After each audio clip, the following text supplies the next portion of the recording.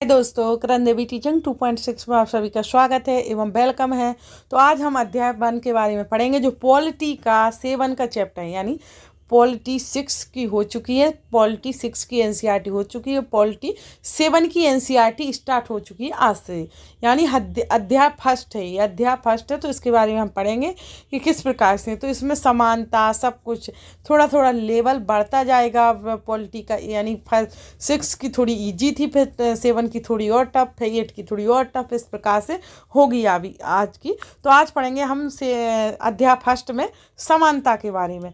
तो इस प्रकार से डेली एनसीईआरटी चल रही है, आप सभी जाकर देख लीजिए, एनसीईआरटी कंप्लीट कर लीजिए। अगर सीटेट पेपर 2 निकालना ही है तो प्रीवियस ईयर के पेपर भी चल रहे हैं। 2011 से लेकर 2024 के संपूर्ण प्रीवियस ईयर पेपर करवाए जा रहे हैं, एनसीईआरटी भी करवाई जा रही है। तो आप सभी चैनल को ज़रूर फॉलो कीजिएगा। तो चलो आज क्लास स्टार्ट करते हैं। तो आज पढ़ेंगे हम समानता के बारे में कि भारत एक लोकतंत्रीय देश है। भारत हमारा एक लोकतंत्रीय देश है, इसके बारे में भी हम पढ़ चुके बहुत सारा। और शांतिपूर्णता, समाधान, समानता, इन सब के बारे में आज भी देखते हैं। चलो क्या है आज के चैप्टर में। तो इस प्रकार से यहाँ पर क्या दिया गया है, यहाँ पर दिया गया है झूठन। रामकृष्ण ओम प्रकाश वाल्मीकि, यानी राम कृष्ण के बारे में बताया गया है। तो चलो देखते हैं। जैसे कि यहाँ पर बताया गया, ओम प्रकाश वाल्मीकि की किताब झूठन का मुख्य पृष्ठ, जिसमें उन्होंने एक दलित बालक के रूप में बड़े होने के अनुभवों को प्रस्तुत किया है। तो इसका मतलब ये, जो रामकृष्ण ओम प्रकाश वाल्मीकि की जो पुस्तक है, ओम प्रकाश वाल्मीकि की जो पुस्तक है झूठन, उसका नाम है क्या, झूठन। उसका ये पहला पृष्ठ दिया गया है, जो आप यहाँ देख सकते हो, झूठन पुस्तक ओम प्रकाश वाल्मीकि। तो उसमें वही दिया गया है झूठन, यानी उन्होंने दलित बच्चा होकर अपना अनुभव शेयर किया है कि वो किस प्रकार से उन्हें झूठन खिलाया जाता था, उन्हें बाहर बिठाया जाता था, दरवाजे के बाहर से पढ़ना पड़ता था। मतलब उनकी कहानी में इसकी कहानी पहले और दलितों के बारे में पढ़ चुके हैं हम कक्षा 6 की क्लास में। तो आप सभी 6 की एनसीईआरटी में पढ़ चुके हैं, तो आप वो पढ़ोगे तो जरूर इसको समझ जाओगे। इसको पढ़ने की ज़रूरत नहीं, इतना ही ज़रूरत है कि जो ओम प्रकाश वाल्मीकि की पुस्तक झूठन है, उसके बारे में कुछ और पढ़ने की ज़रूरत नहीं, अगर पिछली क्लास आप जाकर देख लेते हो तो। चलो आज क्लास स्टार्ट करते हैं। तो हम करेंगे यहाँ से कि मानवीय गरिमा का मूल्य। तो इसके बारे में पढ़ेंगे। देखो, पहली बात, इतनी स्टोरी पढ़ने की हमें ज़रूरत नहीं है, यहाँ से पढ़ेंगे हम। ये स्टोरी काम की नहीं है, बस स्टोरी की दी गई है। यहाँ से पढ़ेंगे भारतीय लोकतंत्र में समानता क्या, भारतीय लोकतंत्र में समानता किस प्रकार की थी और किस प्रकार से है। तो भारतीय संविधान में सब व्यक्तियों को समान मान्यता, जैसे कि यहाँ पर आप देख सकते हो, ये है यहाँ पर जूते हैं जो कि बच्चों से पॉलिश करवाए जा रहे हैं और उन्हें फेंक कर पैसे दिए जाते हैं। तो बच्चों से जूते पॉलिश करवा के फेंक के पैसे देते हैं। तो इस बच्चा ने, ये देख रहे हो ना, इसने उसके पैसे लौटा दिए, मुझे फेंके हुए पैसे नहीं चाहिए। तो जब से आंदोलन चालू हुआ था, जब से इसके बारे में सोचा गया था। तो चलो अभी यहाँ देखते हैं ना, ये 1975 की बात है जब हुआ था। जूते पॉलिश कर रहा था बच्चा, पर फेंक के पैसे देने की वजह से उसने मना कर दिया था। तो आगे देखते हैं। भारतीय संविधान सब व्यक्तियों को समान मानता है और इसका अर्थ है कि देश के व्यक्ति, चाहे वे पुरुष हो या स्त्री, किसी भी जाति, धर्म, शैक्षिक, आर्थिक पृष्ठभूमि से संबंधित रखते हो, वे सब समान माने जाएंगे। लेकिन इसके बाद भी हम नहीं कह सकते हैं कि असमानता खत्म हो गई है कि नहीं। उन्होंने ये सब कुछ कानून में लिखा है, अपनी संविधान में लिखा है, पर फिर भी असमानता खत्म हो गई ये कोई नहीं मानता है, क्योंकि अभी भी चल रही है, लोग अभी भी करते हैं ऐसा काम। तो ये खत्म नहीं हुई है, लेकिन फिर भी कम से कम भारतीय संविधान में सब व्यक्तियों की समानता के सिद्धांत को मान्य किया जाता है। जहां पहले भेदभाव और दुर्व्यवहार से लोगों की रक्षा करने के लिए कोई कानून नहीं था, अब अनेक कानून लोगों के सम्मान तथा उनके साथ समानता के व्यवहार को सुनिश्चित करने के लिए मौजूद है। पहले जो नहीं था वो अब है। तो फिर क्या है, समानता को स्थापित करने के लिए संविधान में जो प्रावधान है, उनसे कुछ निम्नलिखित प्रथम कानून की दृष्टि में हर व्यक्ति समान है। मतलब प्रथम कानून की दृष्टि में हर व्यक्ति सब समान है।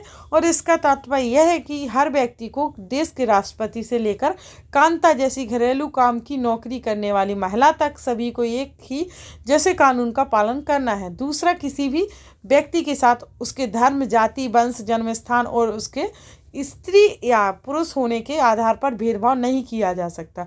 तीसरा, हर व्यक्ति सार्वजनिक स्थानों पर जा सकता है, जिससे खेल के मैदान, होटल, दुकानें, बाजार आदि सम्मिलित हैं। सब लोग सार्वजनिक कुओं, सड़कों और नहाने के घाटों का उपयोग भी कर सकते हैं। चौथा, अस्पृश्यता का उन्मूलन कर दिया गया है।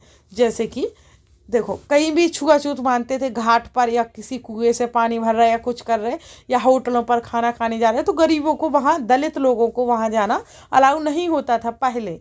लेकिन फिर ये सब बंद हो गया, सब जगह जा सकते हैं और अस्पृश्यता का भी उन्मूलन हो गया। यानी जो गरीब छोटी जाति के लोग होते हैं, यानी दलित लोग, उनको छूना मतलब अछूत माना जाता है, ये भी खत्म होगा। इसका मतलब ये है।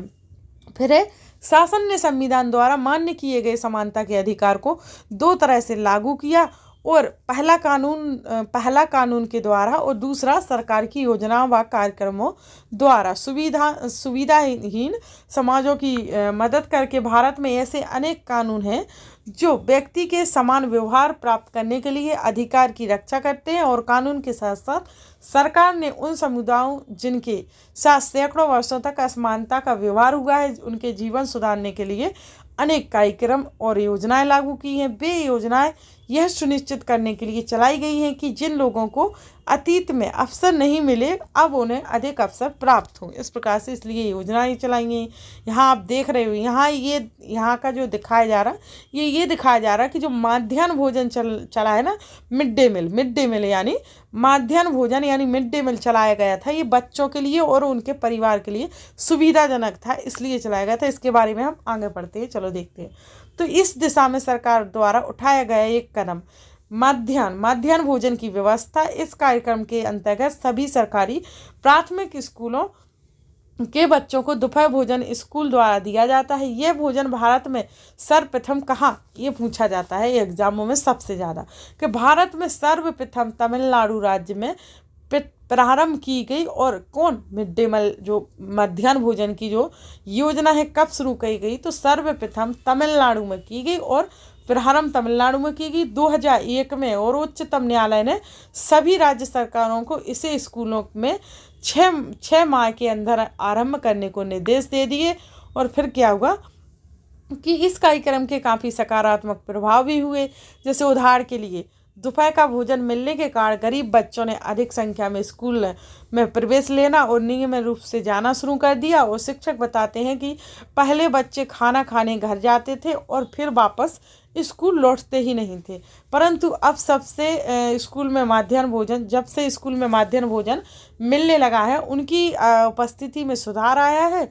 और वे माताएं जिन्हें पहले अपना काम छोड़कर दोपहर को बच्चों को खाना खिलाने घर आना पड़ता था, अब उन्हें ऐसा नहीं करना पड़ता है। इस कार्यक्रम से जातिगत पूर्वाग्रहों को कम करने में भी सहायता मिली, क्योंकि स्कूल में निम्न व उच्च जाति के बच्चों के साथ साथ भोजन करते हैं। और कुछ स्थानों पर भोजन पकाने के लिए दलित महिलाओं को भी काम पर रखा गया है, क्योंकि ऊंच नीच से ये सब खत्म हो जाए। और मध्याह्न भोजन कार्यक्रम ने निर्धन विद्यार्थियों की भूख मिटाने में भी सहायता की है, जो प्रायः खाली पेट स्कूल जाते हैं और इस कारण पढ़ाई पर ध्यान नहीं केंद्रित कर पाते हैं, है ना। और फिर है, यद्यपि शासकीय कार्यक्रम अवसरों की समानता बढ़ाने के लिए महत्वपूर्ण भूमिका निभा रहे हैं इस प्रकार से, और किंतु अभी बहुत कुछ करने की आवश्यकता है। मध्याह्न भोजन कार्यक्रम ने निर्धन बच्चों का स्कूलों में प्रवेश कर और उनकी परिस्थिति को बढ़ा दिया है, क्योंकि लेकिन फिर भी इस देश में वे स्कूल जहां अमीरों के बच्चे जाते हैं, उन स्कूलों से बहुत अलग है। बहुत कुछ कर दिया सरकार ने, फिर भी बहुत अलग है। जहां अमीरों के लोग बच्चे जाते हैं, उससे गरीबों के बच्चे पढ़ते हैं। और आज भी देश में कई स्कूल हैं जिनमें ओम प्रकाश वाल्मीकि जैसे दलित बच्चों के साथ भेदभाव और असमानता का व्यवहार किया जाता है। अभी जैसे कि हमने ऊपर देखा, ओम प्रकाश वाल्मीकि की पुस्तक कौन सी है, तो हमने पढ़ा झूठन है उसकी पुस्तक उनकी। तो इन बच्चों को ऐसी असमान स्थिति में ढकेला जाता है और जहाँ उनके सम्मान की रक्षा नहीं हो पाती। और इसलिए है क्योंकि कानून बन जाने के बाद भी लोग उन्हें समान समझने से इनकार कर देते हैं, क्योंकि कुछ लोग ऐसे हैं कि कानून बन भी गया है फिर भी उन्हें इस समझने को इनकार कर देते कि हमें मानना ही नहीं है ये जो कानून है। इसका मुख्य कारण यह है कि दृष्टिकोण में बहुत धीरे धीरे परिवर्तन आता है। यद्यपि लोग यह जानते हैं कि भेदभाव का व्यवहार कानून के विरुद्ध है, कि फिर भी वे जाति, धर्म, अपंगता एवं आर्थिक स्थिति और महिलाओं के होने पर आधार पर लोगों को असमानता का व्यवहार करते हैं। और वर्तमान दृष्टिकोण को बदलना तभी संभव है जब लोग यह विश्वास करने लगें कि कोई भी कमतर नहीं है, कोई भी कमतर नहीं यानी कम ज़्यादा नहीं है, और हर व्यक्ति सम्मानजनक व्यवहार का अधिकारी है। प्रजातंत्रीय समाज में समानता स्थापित करने पर एक सतत संघर्ष है। समानता स्थापित करना क्या है? एक सतत संघर्ष है जिसमें व्यक्तियों और विभिन्न समाजों को सहयोग देना है। इस पुस्तक में आप इसके बारे में पढ़ते हैं, यानी इसके बारे में सारा पढ़ेंगे हम। इसमें सब कुछ है। हमारी जो पॉलिटी है ना, उसमें हर चीज़ का है। आधी तो हमारी पॉलिटी से पेडागोजी भी सॉल्व हो जाती है, यानी बाल विकास। तो हमें इससे बहुत फ़ायदा मिलता है। हमें पॉलिटी तो पढ़ना ही पढ़ना चाहिए हमें। अन्य लोकतंत्रों में समानता के मुद्दे, तो शायद जैसे कि क्या भारतीय लोकतंत्र ही ऐसा है जहाँ असमानता का अस्तित्व है और जहाँ समानता के लिए संघर्ष जारी है? सच तो यह है कि संसार के अधिकांश लोकतंत्रीय देशों में समानता के मुद्दे पर विशेष रूप से संघर्ष हो रहे हैं। उदाहरण के लिए संयुक्त राज्य अमेरिका में अफ्रीकी अमेरिकन लोग, जिनके पूर्वज गुलाम थे और अफ्रीका से आए हुए थे, मतलब अफ्रीका से लाए गए थे, वे आज भी अपने जीवन को मुख्य रूप से असमान बताते हैं। जबकि 1950 के अंतिम दशक में अफ्रीकी अमेरिकनों को समान अधिकार दिलाने के लिए आंदोलन हुआ था। इससे पहले अफ्रीकी जैसे यहाँ पर ये बताया जा रहा है, मोस्ट इम्पोर्टेंट, कि जो अफ्रीका के गुलाम थे उन्हें लाया गया था अमेरिका में। अभी भी अमेरिका में उन्हें गुलाम माना जाता है। 1950 के अंतिम दशक तक उनको ये समान अधिकार मिल भी गया था, फिर भी उन्हें गुलाम माना यानी उच्च नीच माना जाता है, उन्हें ऊंचे पद पर नहीं बताया जाता। इससे पहले अफ्रीकी अमेरिकनों के साथ संयुक्त राज्य में बहुत असमानता का व्यवहार होता और कानून उन्हें समान नहीं मानता। उदाहरण के लिए बस से यात्रा करते समय उन्हें बस में पीछे बैठकर जाना पड़ता था, और जब वे कोई भी गोरा आदमी बैठना चाहे तो उन्हें अपनी सीट से उठना पड़ता था। कि ना अमेरिकन हो। ये चित्र देख रहे हो आप, ये चित्र, इस महिला ने इस सभी को बंद करवाया। फिर देखना क्या हुआ आगे। तो रोजा पार्क, जैसे ऊपर चित्र देखा ना, उसका नाम है महिला का रोजा पार्क्स, यानी 1913 से 2005 एक अफ्रीकी अमेरिकन महिला थी जो 1 दिसंबर 1955 को दिन भर काम करके थक जाने के बाद बस में उन्होंने अपनी सीट एक गोरे व्यक्ति को देने से मना कर दिया था। उस दिन उनके इनकार से अफ्रीकी अमेरिकियों के साथ जो अफ्रीका के अमेरिकन लोग थे, उनके साथ असमानता को लेकर एक विशाल आंदोलन प्रारंभ हो गया, और जो नागरिक अधिकार आंदोलन सिविल राइट्स मूवमेंट कहलाया। 1964 के नागरिक अधिकार अधिनियम ने नस्ल, धर्म और राष्ट्रीय मूल के आधार पर भेदभाव को निषेध कर दिया, और इसने यह भी कहा कि अफ्रीकी अमेरिकन बच्चों के लिए सब स्कूलों के दरवाजे खोले जाएंगे और उन्हें उन अलग स्कूलों में नहीं जाना पड़ेगा। जो अलग जाते थे, अफ्रीकी लोग के जो बच्चे थे वो अलग स्कूलों में जाते थे और अमेरिकन के अलग में, तो उन्हें अलग में नहीं जाना पड़ेगा। जो विशेष रूप से केवल उन्हीं के लिए खोले गए थे उनमें नहीं जाना पड़ेगा। तो इतना होने के बावजूद भी ओम प्रकाश इतना होने के बाद भी अधिकांश अफ्रीकी अमेरिकन गरीब हैं। इतना सब कुछ हुआ फिर भी अधिकांश अफ्रीकी गरीब हैं, जो कि अधिकतर अफ्रीकी अमेरिकन बच्चे केवल ऐसे सरकारी स्कूल में प्रवेश लेने की ही सामर्थ्य रखते थे जहां कम सुविधाएं हैं और कम योग्यता वाले शिक्षक हैं, जबकि गोरे विद्यार्थी निजी स्कूलों में जाते हैं और उन क्षेत्रों में रहते हैं जहां के सरकारी स्कूलों का स्तर निजी स्कूलों से जैसा ही ऊंचा है। इसमें ये दिया गया है मोस्ट इम्पोर्टेंट कि जो बच्चे हैं वो निजी यानी प्राइवेट में जाते हैं वहाँ के ज़्यादातर बच्चे, और जो ये गरीब थे इनके मतलब इन्हें नीच माना जाता था, यानी नीचा, तो ये जाते थे सहकारी स्कूल में। ये बताया जा रहा। भारत के संविधान के अनुच्छेद 15 के अंश ये पूछा जाता है हर एक एग्जामों में, टीचरों के एग्जामों में बहुत बार, कि भारत जो अनुच्छेद 15 है उसमें क्या क्या है, वो सब के बारे में एक वो दी जाती है स्टेटमेंट या क्वेश्चन पूछ लिया जाता है, तो आपको आंसर देना पड़ता है। इसलिए आप अभी सीख लीजिए कि भारत के संविधान का अनुच्छेद 15 के कितने अंश हैं और क्या क्या है अनुच्छेद 15 में।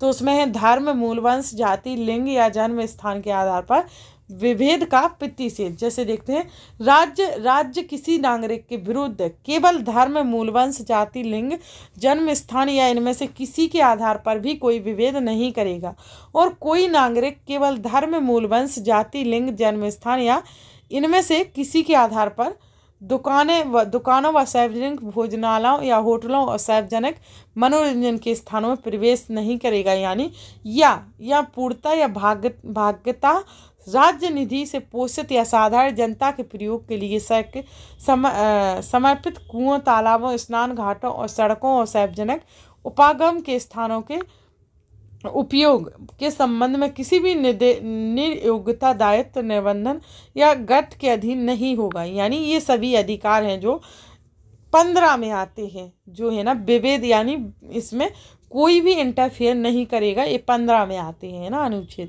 फिर लोकतंत्र की चुनौती में क्या है, हमेशा से ही ऐसे समुदाय और व्यक्ति होते हैं जो लोकतंत्र को अर्थ देते हैं और अधिक से अधिक समानता लाने के लिए नए नए सवाल उठाते हैं, और इसके केंद्र में वह संघर्ष जो सब व्यक्तियों को समानता और समान दिलाने का पक्षधर है।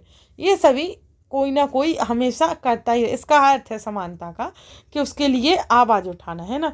फिर हम देखेंगे यहाँ पर, कहाँ पर देखेंगे, नीचे देखेंगे। यहाँ एक क्वेश्चन देख लेते हैं, जैसे कि दिव्यांगज अधिकार, जो दिव्यांगज अधिकार है, अधिनियम 2016 के अनुसार उनको समान अधिकार प्राप्त है। जो दिव्यांगज यहाँ देख सक रहे हो, ये दिव्यांग है, इनको अधिकार कौन सा है, अधिनियम 2016 के अनुसार इनको समान अधिकार प्राप्त है ना। फिर है शब्द संकलन, यानी अब हम देखेंगे शब्द संकलन इनके बारे में।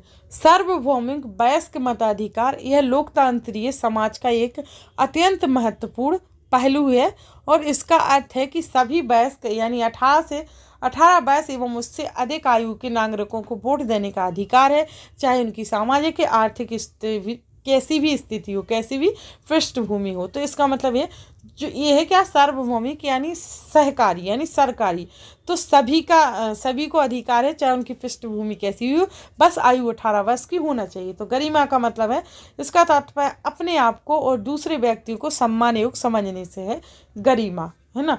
फिर संविधान क्या है, तो संविधान यह वह दस्तावेज है जिसमें देश की जनता व सरकार द्वारा पालन किए जाने वाले नियमों और अधिनियमों को निरूपित किया गया है। फिर है नागरिक अधिकार, तो नागरिक अधिकार आंदोलन एक आंदोलन जो संयुक्त राज्य अमेरिका में 1900 नागरिकों ने लड़ा था ना, ये आंदोलन इसलिए नागरिकों के अधिकार के लिए लड़ा था, तो नागरिक अधिकार आंदोलन बोला जाने लगा। और एक आंदोलन कौन सा, संयुक्त राज्य अमेरिका में, जैसे ऊपर बताया ना 1950 का दशक था, जब उस महिला ने गोरे आदमी को बैठने से मना कर दिया था सीट से। तो 1950 के दशक के अंत में प्रारंभ हुआ, और जिसमें अफ्रीकी अमेरिकन लोगों ने नस्लगत भेदभाव को समाप्त करने और समान अधिकारों की मांग की थी। कब, 1950 में के अंत में। तो ये अधिकार वो है। तो इस प्रकार से हमारे अधिकार और हमारा आज का चैप्टर खत्म होता है। और हमने आज जो पढ़ा है, आपको पता है कि सार्वभौमिक क्या है, निजी क्या है, प्राइवेट सहकारी क्या है, कौन स्कूल में कहाँ पढ़ते थे। जैसे ओम प्रकाश वाल्मीकि की पुस्तक का नाम क्या है, झूठन और दलितों को क्या मानते हैं। और एक और पढ़ा अनुच्छेद 15 में क्या क्या आता, लिंग भेदभाव, जातिगत, ये सभी समूह आते हैं जो कि गलत है, इनके साथ विभेद नहीं किया जा सकता, किया जाएगा तो ये कानून के खिलाफ है। तो इस प्रकार से आज की क्लास में इतने इम्पोर्टेंट पॉइंट दिए गए थे। आज की नहीं, डेली की में एक ना एक ऐसा इम्पोर्टेंट पॉइंट होता है, कभी भी क्वेश्चन में उठा लिया जाता है। पॉलिटी एक ऐसी चीज़ है क्योंकि अधिकारों को लेकर यानी सभी सचेत हो चुके हैं कि हमें कौन कौन से अधिकार है और हमें कौन कौन से नहीं है, इन सभी को सब जान सकें। अगर पॉलिटी पढ़ेंगे तो वो अवश्य जान जाएंगे। और एग्जाम में पॉलिटी से एक और फायदा है क्या, कि जिसकी पेडागोजी है तो आधी पेडागोजी भी सॉल्व हो जाती है। क्योंकि उसमें रूढ़िवादिता वाले क्वेश्चन आते हैं, यानी जेंडर वाइज, तो उसमें आधी तो उससे भी सॉल्व हो जाती है।